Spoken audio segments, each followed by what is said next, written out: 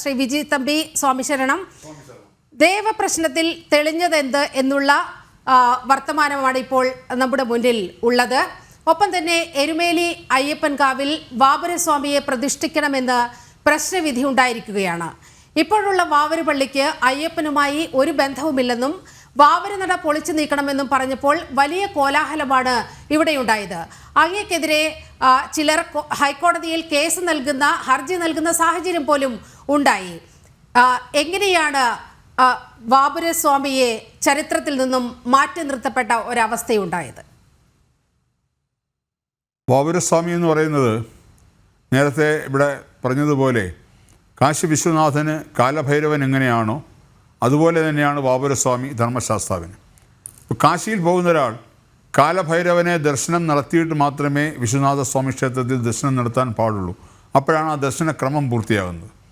അതുപോലെ തന്നെയാണ് വാവരസ്വാമിയെ സംബന്ധിച്ചിടത്തോളം 400 വർഷം മുമ്പ് എഴുതപ്പെട്ട ശ്രീ ഭൂതനാഥോപാഖ്യാനം എന്ന് പറയുന്ന സംസ്കൃത ഗ്രന്ഥത്തിൽ സാക്ഷാൽ അയ്യപ്പസ്വാമി പന്തള രാജാവിന് ഉപദേശിച്ചു കൊടുക്കുന്ന എങ്ങനെ വേണം ശബരിമലയിലെ പൂജാക്രമങ്ങൾ അല്ലെങ്കിൽ ആചാരാനുഷ്ഠാനങ്ങൾ, എങ്ങനെയാണ് ദർശനക്രമം, എങ്ങനെയാണ് വ്രതമനുഷ്ഠിക്കേണ്ടത്, അങ്ങനെയുള്ള എല്ലാ വിഷയങ്ങളും അയ്യപ്പസ്വാമി പന്തള രാജാവിന് ഉപദേശിച്ചു കൊടുക്കുന്നുണ്ട്. അന്ന് കൃത്യമായി പറയുന്നുണ്ട്, എൻ്റെ സൈന്യാധിപനായ വാവൂരനെ മഹിഷി മാരകം എന്നാണ് എരുമേലിയുടെ പഴയ പേര്. മഹിഷി മാരകത്തിൽ ഒരു ക്ഷേത്രം നിർമ്മിച്ച് അവിടെ പ്രതിഷ്ഠിക്കണമെന്നും അതിനുശേഷമാണ് ശബരിമലയിൽ വന്ന് ശബരിമല ക്ഷേത്രം പുനരുദ്ധാരണം ചെയ്യേണ്ടതെന്നും വളരെ വ്യക്തമായിട്ട് ധർമ്മശാസ്താവായ അയ്യപ്പസ്വാമി പന്തള രാജാവിനോട് പറയുന്നുണ്ട്. മാത്രമല്ല ശബരിമലയിൽ വരുന്ന ഭക്തരെ പണ്ട് എരുമേലി വഴി മാത്രമേ ഉണ്ടായിരുന്നുള്ളൂ ശബരിമലയിലേക്കുള്ള വഴി. അപ്പോൾ എരുമേലി കഴിഞ്ഞാൽ കൊടുങ്കാടാണ്. ആ കൊടുങ്കാടിൽ വളരെ ബുദ്ധിമുട്ടി വേണം ശബരിമലയിലെത്താൻ. അപ്പോൾ എരുമേലിയിൽ വരുന്ന ഭക്തരെ സുരക്ഷിതമായി ശബരിമലയിൽ എത്തിച്ച് ഭഗവത് ദർശനം കഴിഞ്ഞ് തിരിച്ച് എരുമേലിയിൽ എത്തിക്കേണ്ട ഉത്തരവാദിത്വമാണ് സാക്ഷാൽ വാവരസ്വാമിക്ക് അയ്യപ്പസ്വാമി നൽകിയിരുന്നത്.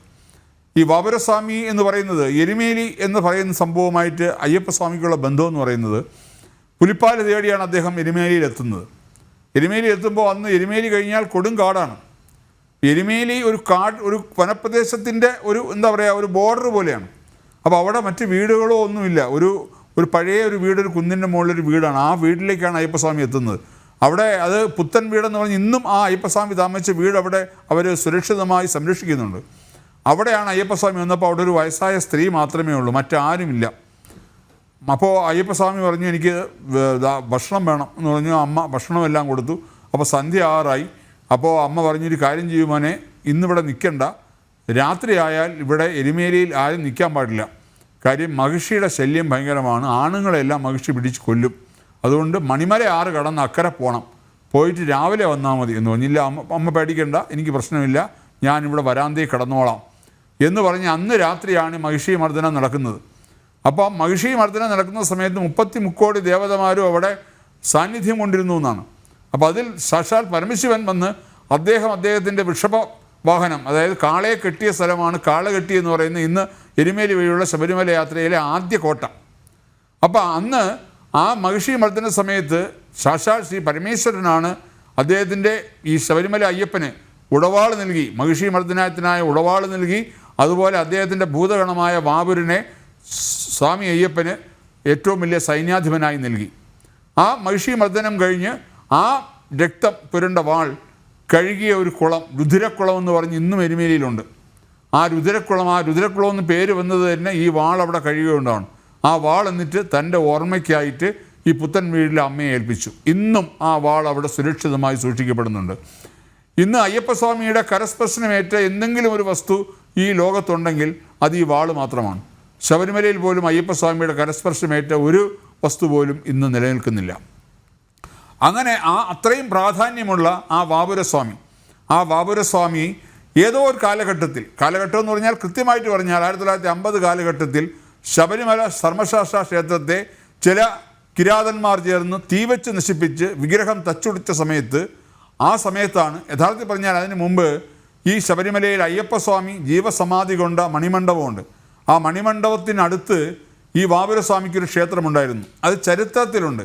പഴയ പത്മനാഭസ്വാമി ക്ഷേത്രത്തിലെ ചുരുളുകളിലുണ്ട് അവിടെ പൂജ നടത്തിയതും അവിടെ പുനരുദ്ധാരണം ചെയ്തതും അതുപോലെ ഒരുപാട് കാര്യങ്ങൾ അവിടെ വ്യക്തമായിട്ട് പറയുന്നുണ്ട്. ആ ക്ഷേത്രം നശിപ്പിക്കപ്പെട്ടു. അതിനുശേഷമാണ് 18-ാം പടിക്ക് കീഴിൽ ഇന്ന് നാം പറയുന്ന വാവരെന്ന് പറയുന്നൊരു സങ്കല്പം അവതരിക്കുന്നത്. അത് ചില കുബുദ്ധികൾ ചേർന്ന് അതിനെ ആ യഥാർത്ഥ രൂപത്തിനെ മറ്റൊരു രൂപമാക്കി മാറ്റി. അത് ഇപ്പം നമുക്കറിയാമല്ലോ, ഒരു ചരിത്രത്തെ വളച്ചൊടിക്കുന്നു. ഇപ്പോൾ ഏറ്റവും പുതുതായി വന്ന ചരിത്രം എന്താണ്? ഇപ്പോൾ പലരും പറയുന്നത് എന്താ, ഇവിടെ അർത്തുങ്കൽ പള്ളിയിൽ അവിടെ വെളുത്തച്ഛൻ എന്ന് പറയുന്ന ആ സങ്കല്പം അയ്യപ്പനുമായിട്ട് ബന്ധമുണ്ടെന്ന്. വെളുത്ത എന്ന് പറയുന്നൊരു വ്യക്തി, അയ്യപ്പസ്വാമി ചീരപ്പൻ കളരിയിൽ ആയുധാഭ്യാസം പഠിച്ചിരുന്ന കാലത്ത് അവിടെ അദ്ദേഹത്തോടൊപ്പം ഉണ്ടായിരുന്നൊരു വ്യക്തിയാണ് വെളുത്ത. ആ വെളുത്തയാണ് വെളുത്തച്ഛനാക്കി. ഇന്നിപ്പോഴും ശബരിമലയിൽ പോകുന്ന പല ആൾക്കാരും തിരിച്ചു പോയി മാല ഊരുന്നത് അർത്തുങ്കൽ പള്ളിയിലാണ്. അത് ആചാരമാണോ? അനാചാരമല്ലേ? അപ്പൊ ഇതുപോലെ ആയത് ഒരു ആചാരമായി മാറിയതാണ് വാവരും. നാളെ ഈ വെളുത്തച്ഛനെ നമ്മൾ ഇപ്പോഴേ നമ്മൾ പ്രതിരോധിച്ചില്ലെങ്കിൽ നാളെ ഇതും ഇതിൻ്റെ ഭാഗമായി മാറും. വേണമെങ്കിൽ ദേവസ്വം ബോർഡ് വാവർക്ക് വലതുവശത്ത് സ്ഥാനം കൊടുത്തതുപോലെ ഇടതുവശത്ത് വെളുത്തച്ഛന് വേണമെങ്കിൽ 18-ാം പടിക്ക് താഴെ നാളെ സ്ഥാനം കൊടുത്തുകൂടായില്ല. കാരണം ഈ ദേവസ്വം ബോർഡ് ഭരിക്കുന്നത് അവിശ്വാസികളാണ്, അവർ നിരീശ്വരവാദികളാണ്, അവർ ഹിന്ദുക്കൾക്കെതിരാണ്.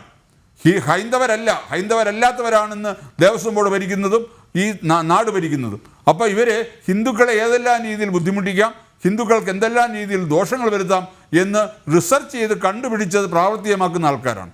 അപ്പോൾ അതുകൊണ്ട് ഹിന്ദുക്കളെ സംബന്ധിച്ചിടത്തോളം അവർക്ക് ഈശ്വര വിശ്വാസമാണ് അവരുടെ ഏറ്റവും പ്രധാനം.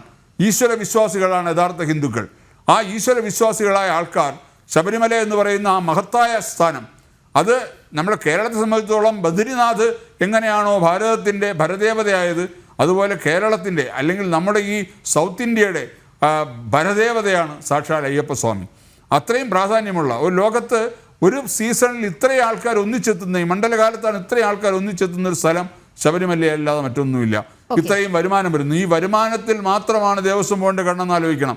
അപ്പോൾ ഈ കഴിഞ്ഞ പല ദേവപ്രശ്നങ്ങളിലും ഇപ്പോൾ നമ്മുടെ ഈ എരുമേലിയിൽ ദേവപ്രശ്നം വെച്ച ശ്രീ പത്മനാഭ ശർമ്മ തന്നെ ശബരിമലയിൽ ദേവപ്രശ്നം വെച്ചിട്ടുണ്ട്. ആ വിശദാംശങ്ങളിലേക്ക് നമുക്കൊന്ന് പോകേണ്ടതുണ്ട്.